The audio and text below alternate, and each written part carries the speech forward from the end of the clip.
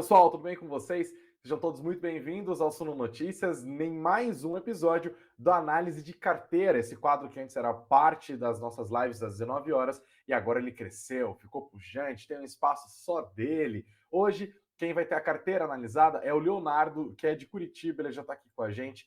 E aí, Léo, tudo bem com você? Seja muito bem-vindo ao Suno Notícias. Beleza, obrigado, cara. Obrigado pela oportunidade de estar participando com vocês. Bem contente e tomara que possa agregar também de alguma forma.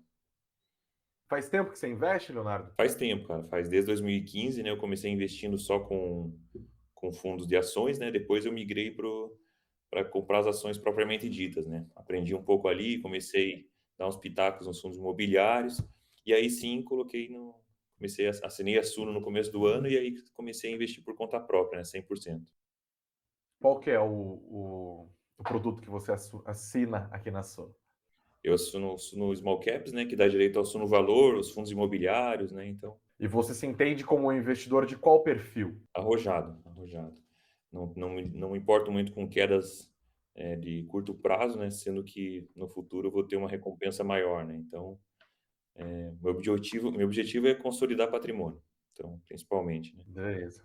Você tá tranquilão com essa bolsa cheia de trimeliques nesse ano, então. Que bom. Bem tranquilo eu não tô, né, a maioria da carteira tá negativa, mas acredito que a de todo mundo esteja assim também, né, é super plausível, né, pelo momento que estamos passando aí com crise econômica, política, mas estamos firmes aí, né. Beleza.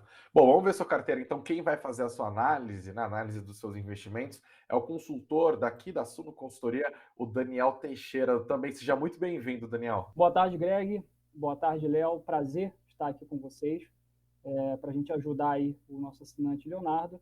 Faço parte aqui da Suno Consultoria, também sou planejador financeiro do CFP e vamos nessa. Vamos olhar a carteira aí, vamos bater esse papo aí com o Leonardo. Bom, beleza. Eu já fiz algumas pré-perguntas aqui, você deve ter acompanhado, né? Ele falou que ele tem um perfil arrojado e ele investe desde 2015, o que eu acho que é mais tempo do que a grande maioria dos CPFs que Bom hoje estão tempo. na bolsa, né? Eles entraram bem recentemente. Você tinha até separado alguns gráficos, né, Daniel, para a gente entender melhor a composição da carteira do Leonardo. Fique à Exato. vontade, o que você quiser compartilhar aí.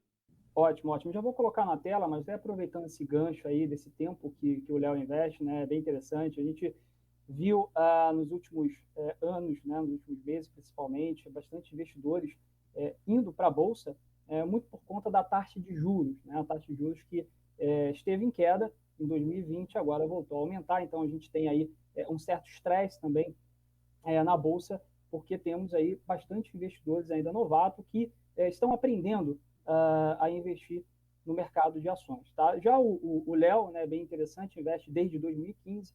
Então, eu queria saber, Léo, como foi o teu sentimento ali no pior momento, né, em 2020, ali em março, em abril, quando tudo caiu, tinha uma incerteza muito grande. O que você fez naquele momento com a sua carteira? Então foi bem desesperador, assim, né.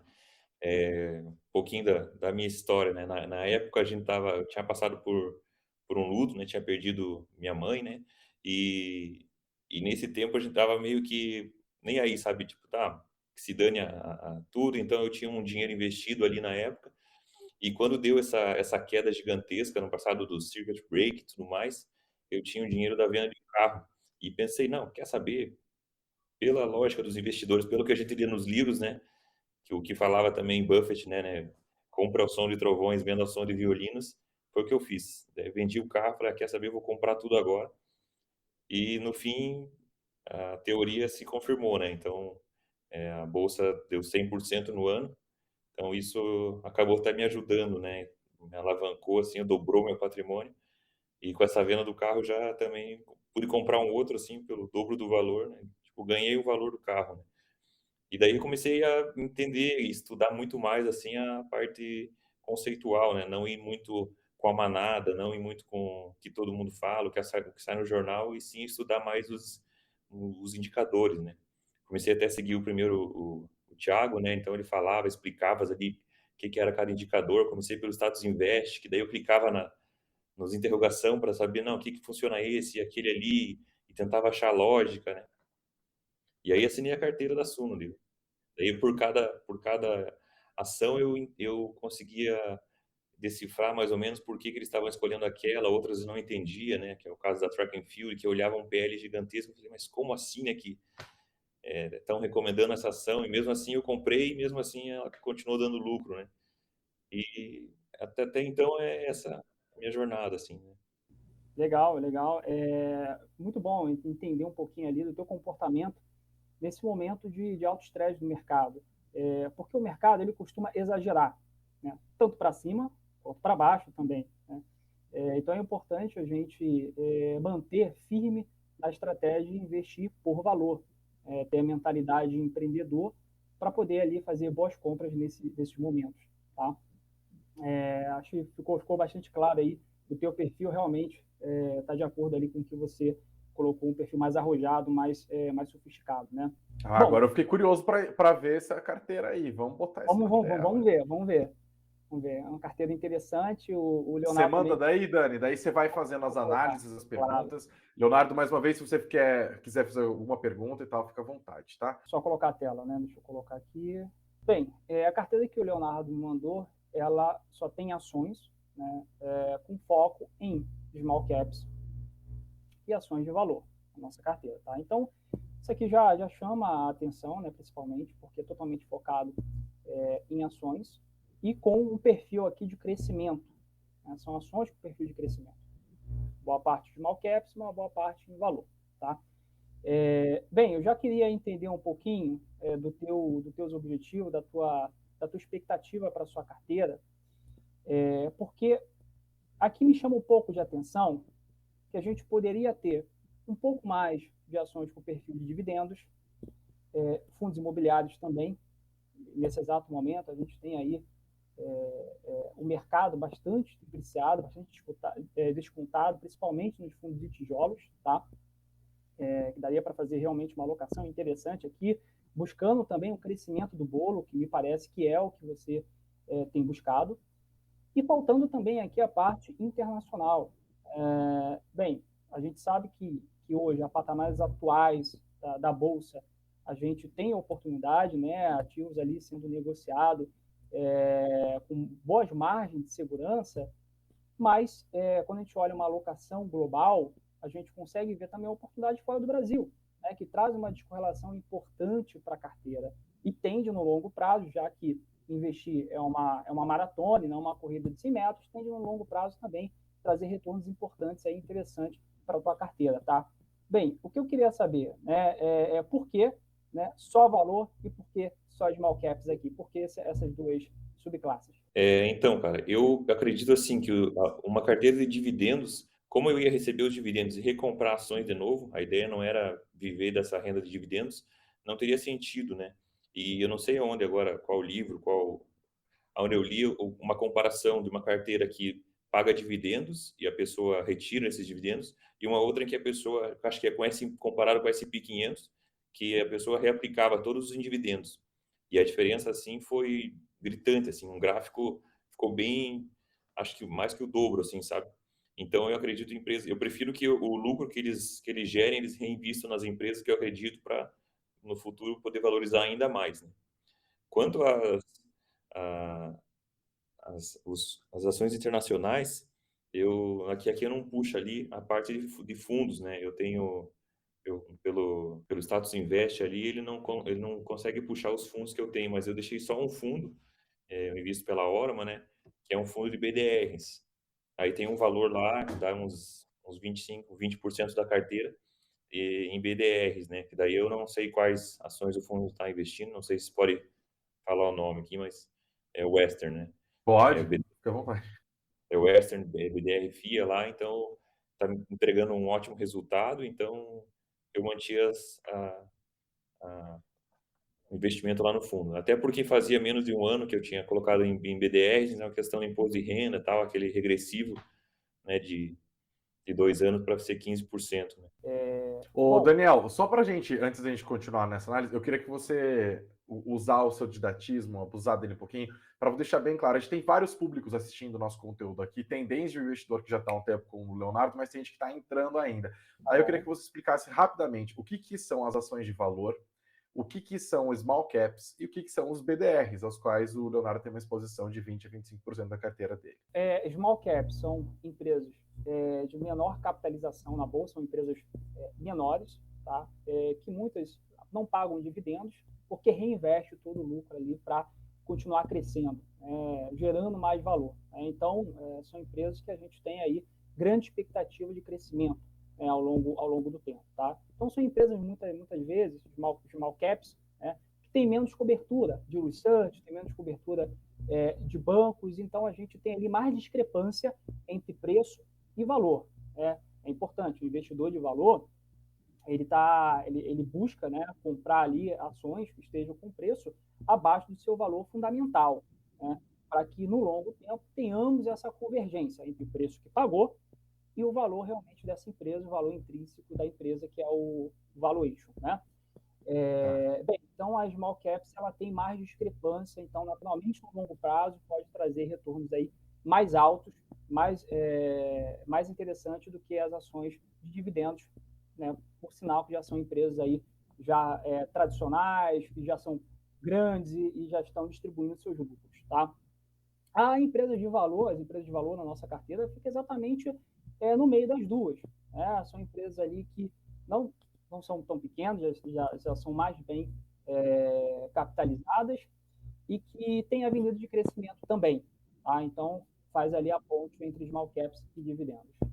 Tá bom? E BDR, esqueci de falar, tá? BDR nada mais é do que são ações internacionais negociadas aqui na nossa bolsa, tá? Você compra através do certificado, né, de BDR, e é muito fácil de você se expor internacionalmente, você também fica exposto aí à moeda forte, ao dólar.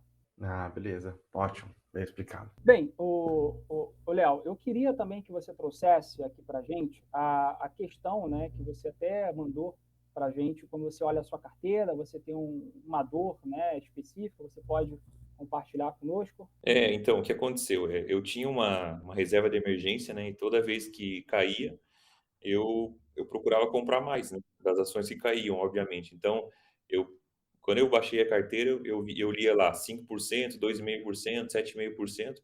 Aí dividi meu patrimônio na época, né? Algo em 400 mil e dividi certinho em cada empresa. Mas daí umas começaram a cair muito mais, né? O caso da Sul América, da Neo Energia, Light, e eu, para aproveitar isso daí para diminuir o preço médio, eu acabava comprando mais. Só que uma hora, que nem o xadrez ali, eu fui ficando encurralado, né? Porque eu ia acabando meu capital e a empresa continuava caindo. Mas mesmo assim o preço médio estava baixando, né? Não sei se o Greg quer que explique do preço médio, né? Então, se você comprar 1.000 ações a R$ 14 e depois ela baixar para 12, você vai comprar R$ 1.000 a 12. Logo você vai ter 2.000 a 13, né? Então era isso, a estratégia que eu estava fazendo para diminuir minhas perdas, né? Só que chega uma hora que acabou minha reserva de emergência e eu fiquei só assistindo cair agora, né? E com o meu salário daí eu ia tentando comprar em menores partes, né? E daí eu não sei se é o certo fazer, se é realmente eu seguir essa estratégia de cai e compra mais, só que daí eu fiquei com uma posição muito grande, por exemplo, Sul América, quase 50 mil, e em outras assim que subiram muito, e eu deixei lá por terem passado do preço-alvo, né? Caso da Yoshi Maxion, que ganhou 70%, eu nem comprei mais, então ficou um valor muito pequeno, né? Eu queria saber se era essa a estratégia mesmo ou eu estou fazendo errado, né? Bom, tem um ponto também para trazer aí para quem está nos assistindo, né, a diferença também entre reserva de emergência e reserva de oportunidade, tá? Me parece que pelo que você está me falando, você acabou juntando as duas, foi isso? Você tinha uma reserva de emergência também com oportunidade e acabou utilizando, né? Então, sim, isso pode acontecer, tá? Mas é importante que tenhamos essa separação de fato. Reserva de emergência e reserva de oportunidade. Reserva de oportunidade é aquela que você vai utilizar para fazer alocações, né, de acordo com o momento, né, do cenário. O mercado está dando sopa para a gente, né? Então, a gente vai utilizar a reserva de oportunidade e ela vai oscilar mesmo. Em dado momento, você vai ter um pouco mais, em dado momento, vai ter um pouco menos, você pode até zerar, né, porque o mercado pode ficar irracional por muito tempo. E aí você vai fazendo as alocações, né, você vê que as empresas que você já gosta na tua carteira estão caindo, você vai comprar mais, você pode zerar a reserva de oportunidade, né? Mas a reserva de emergência, você não deveria zerar ela, né? A reserva de emergência deveria ficar algo ali realmente bem separado, ali, algo que você não vai nem pensar, né? Aquele valor que você vai utilizar quando tiver uma emergência, algo pessoal, né? Algo que realmente necessite ali de você tirar o recurso, né? Sem descapitalizar o teu patrimônio estratégico, que é da sua carteira de ações. Isso é uma coisa muito importante, aí vai realmente aqui essa primeira dica, né, de você aí ao longo, né, dos próximos meses, anos, de tentar separar isso da melhor forma possível, tá? E para reserva de emergência, eu recomendo que o investidor tenha de 3 a 12 meses do custo fixo, tá? Então, isso é bem específico, particular, então tem investidor ali, de acordo com o seu orçamento, ele vai ter um pouco menos, 3 vezes, 6 vezes, tem outros que vão preferir para ter mais segurança até 12 meses, tá certo? Dito isso, né, aí olhando o teu caso aqui, já está trazendo aí algumas ideias, né, já ligando aqui com o teu portfólio, tá? Uma coisa a gente consegue aí ligar com a outra. Bem, quando a gente pensa ações com perfis de dividendos e fundos imobiliários, né, também te ajuda a fazer as alocações mensais, porque você tem ali uma renda sendo distribuída e você acaba tendo ali recursos para poder destinar aquelas ações que você gosta e que você não tem mais uma reserva de oportunidade, por exemplo. Tá? Então, por isso que é muito interessante a gente ter essa diversificação. Né? Por mais que tenhamos ali um pouco menos de upside, mas você consegue aí direcionar ao longo do tempo a renda passiva para as ações aí que você tem acompanhado, que você quer aportar mais para ir fazendo um preço médio. Tá legal? Sim. Para esse sentido, realmente faria diferença, né? Se eu tivesse pingando os dividendos ali, eu conseguiria escolher qual empresa caiu mais e poder diminuir o preço médio dessa empresa específica, né? Exatamente, Realmente. exatamente. Esse é o ponto, tá? Não quer dizer, o Léo, que a tua carteira, né, você tendo ali um pouco mais de fundos imobiliários, você tendo um pouco mais de perfil de dividendos, não quer dizer que a sua carteira vai perder um potencial de crescimento, que a sua carteira vai ficar amarrada, vai ficar moderada, conservadora. Não, não é isso. Né? Porque você não precisa ter um percentual alto nessa estratégia de renda passiva. Pode ter um percentual mais baixo da sua carteira, você pode pensar aí em 20%, 25%, vai, e ao longo do tempo você vai aumentando juntamente com o seu patrimônio, tá? E tende a te ajudar nessa questão. Bem, eu queria aqui falar um pouquinho aqui da parte setorial, né? Eu gostei bastante, o Léo e Greg também, da parte setorial, tá? Como ele está diversificando aqui dentro da parte de ações, tá? Ele tem aqui um percentual um pouco mais alto em energia elétrica, em comércio, mas assim, é um percentual bem ok. Faz muito sentido para o perfil dele, tá? Então, primeiro, outro ponto aqui, eu gostei bastante da tua diversificação. Ô Daniel, eu queria fazer uma pergunta para o Leonardo para entender um pouco melhor a composição. Você tem uma carteira bem diversificada, né? Jéssica, pode voltar na telinha lá, é bom para a gente ver mesmo. Você tem uma carteira bem diversificada, aqui está toda colorida. Como que é a sua estratégia? Você compra uma empresa que você entende ser a melhor daquele setor ou você compra mais de uma empresa quando você entende que tem concorrentes fortes ali? Então, no começo fui bem fiel à carteira da Suno, né? Mas ambas as carteiras, tanto a Valor como a Small Caps, tinham 15, 20 ações, né? Na época recomendadas com preço ok para compra, né? E eu comprei todas, né? Só que depois a gente acabou lendo que o ideal é ter umas 15, 20, né? E eu tinha mais de 30, chegou a bater ali, né? Realmente eu podia a gente ter enxugado um pouquinho mais, né? Por isso ficou tão colorido assim, né? Agora sim eu estou selecionando mais de acordo com o que eu acredito, né? Às vezes empresas mais cíclicas e tudo mais, né? IPOs eu queria entrar em todos para tentar, né, ganhar de alguma forma ali, então por isso eu me segurei bastante também, né? Então E renda fixa, você não tem um realzinho, não te interessa. nada, nada. Mesmo agora Agora com a alta da Selic. eu tenho nesses bancos digitais, eles já remuneram 100% CDI, né? Então eu tenho um valor ali que vai pagando, né? Vai juntando com o meu salário, né? Então eu vou deixando ali. Mas de tesouro IPCA, tesouro inflação, eu não deixo nada aí, né? Beleza. Você ia falar um ponto, mas eu acho que eu te cortei, né, Daniel? Não, legal. Então, falei, né, da parte setorial dele, que eu acho que tá bem interessante mesmo. E eu já queria colocar aqui a parte da exposição dos ativos que ele tem. Dos ativos que o Léo tem, a gente não vai entrar aqui ativo por ativo, tá? Até porque são ativos excelentes, né? São ativos que ele vem comprando aí de acordo com a recomendação da Suno. E o que eu quero parabenizar ele também é basicamente aqui o percentual, né, que ele tem nos ativos, né? Ele não tem nenhuma concentração.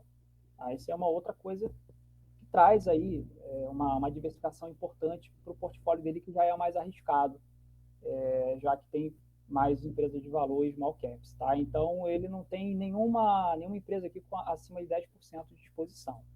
Algumas ele tem um pouco mais, como uma Boa Safra, como o Banco do Brasil, que é uma forma dele ficar mais direcional, né, até porque são empresas aí com bastante avenida de crescimento e que nas últimas semanas abriu aí bastante oportunidade também para comprar, né? Então, por isso até mesmo ele está um pouco mais direcional aqui. Então, nessa parte aqui específico de micro da carteira dele, eu não tenho muito o que falar, tá? Porque está bem montado assim, tá certo? O que eu quero voltar aqui, né, para a gente conversar, a respeito do principal questionamento dele, sobre a necessidade ali de ter capital, né, para poder alocar e tudo mais, né?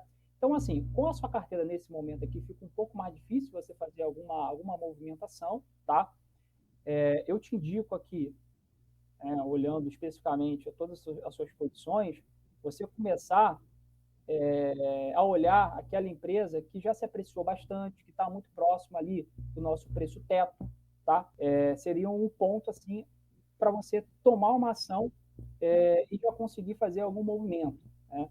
E aí, né, eu deixo aqui realmente essa sugestão de começar a pensar mais aí em comprar fundos de tijolos, né, fundos imobiliários de tijolos que estão aí com PVP, né, bastante atrativo, né? O PVP é o preço patrimonial versus o preço de mercado, tá, Léo? Então, esse tipo de fundo, ele tende a trazer também um upside interessante, porque está bem descontado, e também pagando aqueles dividendos mensais que você pode ir fazendo essa reposição da sua carteira, tá? Lógico, não precisa colocar só fundo de tijolos, também fundo de papel, mas nesse sentido de crescimento do bolo, né, o fundo de tijolo tende, no longo prazo, ir corrigindo a sua cota e tende a ter um potencial, né, de crescimento até maior do que o fundo de papéis. Quando a gente fala fundo de papéis, imobiliários são fundos que investem em CRIs, né, que são títulos de crédito do mercado imobiliário. Tá bom? Certo. Boa dica. Tem só mais uma questão, cara, que até quanto a isso você falou de vender algumas empresas que já passaram do preço teto. O Thiago Reis, ele falou também sobre um post dele ali, que ele mencionava assim, eu vendi uma empresa quando ela tinha multiplicado por 5 e achava que tinha feito um ótimo negócio, mas depois ela continuou crescendo e precificou por 10. E daí você fica meio assim, pô, será que já está no máximo? Ou só porque chegou no preço teto eu devo vender? Porque eu saio da empresa nesse sentido, né? Aí já linkando com os estudos, né? Que Buffett falou acho que é o Peter Link, né? Que ele falou que quando você vê numa empresa boa para comprar uma pequena, você está cortando as flores, né? E alimentando a erva daninha, né? Que você não sabe quando que vai crescer. Então, às vezes pode ser uma estratégia meio kamikaze, né? Você vende as boas que já lucraram, vai comprando as que caíram, vai comprando, só que uma hora você chega e vê que não tem saída, né? Digamos assim. Então, bom ponto que você trouxe, né? Porque passou ali do preço teto que a empresa ela não vai continuar performando, né? Pelo contrário, ela pode continuar gerando muito mais valor ao longo do tempo, tá? Enfim, essa seria assim, uma última opção para você poder ter uma mobilidade na sua carteira, tá? Aí olhando especificamente a tua carteira. Se a gente pensar em você ir fazendo alocações para você não ficar congelado, como você me trouxe, essa questão que você ficou paralisado, né, porque já utilizou toda a sua reserva, oportunidade de emergência. Então, assim, a gente passa... O primeiro ponto que seria mais interessante, né, para você ir alocando, é você ter aportes periódicos e mensais, né? mas assim, a gente sabe que isso vai muito de acordo do orçamento do investidor, né? Às vezes o investidor tem ali como tirar 10% do orçamento, alguma coisa assim do tipo, é a melhor opção. Você vai ali ao longo do mês fazendo as alocações estratégicas, perfeito? Se isso não é possível, né, a gente realoca os dividendos distribuídos. Então, a carteira tem que ter alguma parte ali passiva, de renda passiva, certo? Bem, se isso também não é o suficiente, aí sim a gente pensa em fazer uma mudança tática na carteira para poder sair de ativos que já se apreciaram bastante. Legal. Ficou claro essa Entendi. explicação? Não, ficou claríssimo. Muito obrigado. Legal, legal. Então é isso, né? Eu acho que esse é o principal ponto aí da sua carteira. E volto a tocar na questão, né, de ter ali ativos pagadores de dividendos, fundos imobiliários, né, uma parcela baixa do seu patrimônio para você começar a ter essa renda passiva. Você com certeza vai gostar, e aí você vai conseguir, ao longo do tempo, ter também uma mobilidade maior, sem engessar a sua carteira. Não quer dizer que você está engessando a sua carteira, tá? Bem, e por último, o Greg, não menos importante, né? A gente acaba que tem muita coisa que a gente pode falar sobre a parte internacional. Ele já disse que tem uma exposição em fundo de BDR, interessante, ele falou que tem 25%, bem interessante, tá? Mas eu deixo aqui a dica para ele dele começar também a olhar os ETFs internacionais, que você acaba ali não tendo tanto trabalho de olhar a empresa para comprar, né? O ETF é uma cesta de empresas e que você tem uma taxa de administração bastante baixa, tá? O que pode ser bem interessante você também ter na sua carteira. E nós temos ETFs de small caps, por exemplo. Nós temos ETFs de small caps americanos, que você pode comprar, inclusive, na B3, através de BDR hoje. Então, eu te indico também. É o BDR de um ETF, né? BDR de uma ETF, exatamente. Beleza. Tem mais alguma pergunta que você queira fazer, Léo? Não, é isso aí, cara. Gostei bastante aí. Para mim, foi até bem mais que uma entrevista, foi uma aula para mim. Agradeço a oportunidade de estar com vocês. Imagina, a gente que agradece. Então, bom, vou terminando por aqui então. Leonardo, muito obrigado mais uma vez por ter mandado a sua carteira. Se você, como o Léo, quiser fazer, eu já vou dar as dicas daqui a pouco, mas você pode estar aqui no lugar do Leonardo amanhã, cara. A gente faz sempre esses vídeos aqui. Léo, parabéns pela carteira, pela postura de investidor, pela dedicação que você mostrou que você tem, né? Pô, desde 2015, quando o mercado era tudo mato praticamente ainda. Parabéns pelos seus investimentos. Espero que as dicas tenham sido de bom proveito para você. Tenho certeza que sim, né? Eu aprendi um monte. Com certeza. Eu que agradeço, pessoal. Obrigado pela aula aí. E além de cliente, sou fã de vocês, sou fã da Suno. Pô, que legal. Valeu. Ficamos felizes. Muito obrigado, Greg, Leonardo, conta com a gente. Isso aí, Dani. Você também, hein? Tá, as portas são sempre abertas aqui. Volte sempre. Perfeito, conte comigo. Bom, pessoal, é isso. Gostou da aula de hoje? Foi uma aulona, né? Se você quiser participar aqui do nosso quadro de análise de carteira, viu como ele fica bem melhor quando ele fica mais compridinho? A gente aprende todo mundo junto, né? Dá para pegar as minúcias, tirar as dúvidas e tal. Então é o seguinte, manda a sua carteira, pode printar o seu Status Invest ou qualquer programa que você use, até a planilha serve assim, mas deixe que fique visível, tá? Manda para o meu e-mail, gregory.prudenciano@suno.com.br. Tá aqui na descrição do vídeo, tá aqui na descrição do podcast, se você está ouvindo o nosso conteúdo, gregory.prudenciano@suno.com.br. E aí a gente faz os trâmites internos aqui, e se você for selecionado, você vai ter a sua carteira analisada por alguém aqui da Suno Consultoria. Espero que você tenha gostado. Manda suas dúvidas, seus comentários, seus feedbacks aqui também. Não se esqueça de deixar o like. Se você está chegando agora, muito bem-vindo. Se inscreva no nosso canal, ative as notificações, assim você também não perde nada. E, claro, até a próxima. Até mais.